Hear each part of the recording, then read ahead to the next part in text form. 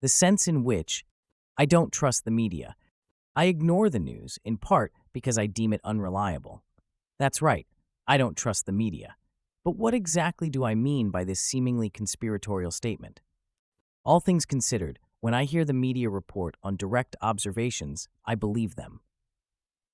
If they say rioting is happening in D.C., I am highly confident that rioting is happening in D.C.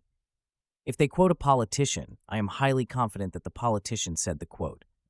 If they say that a person was convicted of a specific crime, I believe that the person was indeed convicted. But my trust largely ends there. When the media makes claims about any of the following, I habitually roll my eyes. 1. Causation. I distrust media claims about causation, about claims like X caused event Y, as well as event X caused Z. If the media says a politician won an election, I believe them. When they try to tell me why the politician won, however, I scoff. If they try to tell me what will happen as a result of the politician's victory, I scoff again. Why? Because causation is notoriously difficult to untangle, and few journalists have the slightest training in causal inference.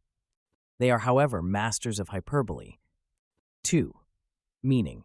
I distrust media claims about what events mean, about claims like X shows Y, or X is part of broader trend Z.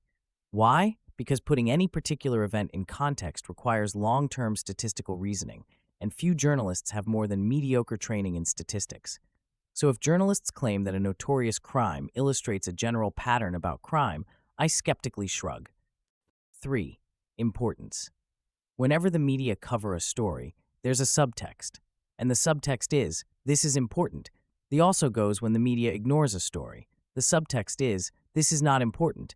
Even if I knew nothing about the world, I would wonder, what qualifies these people to adjudicate events' importance? And since I do know a great deal about the world, I am convinced that the media's sense of importance is radically defective. These are the kind of people who would rather cover an insensitive tweet than Uyghur concentration camps.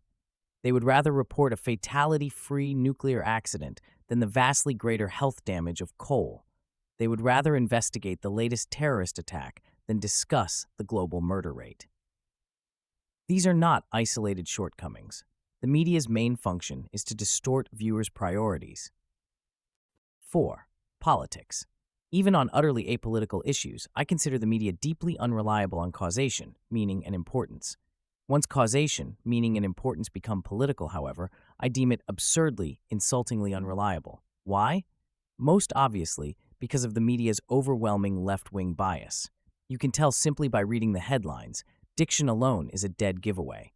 Less obviously because of the media's unthinking nationalism. Despite their cosmopolitan pretensions, even very left-wing journalists are nationalists at heart. That's why a minor terrorist attack against fellow citizens gets 100 times as much attention as mass murder of foreigners.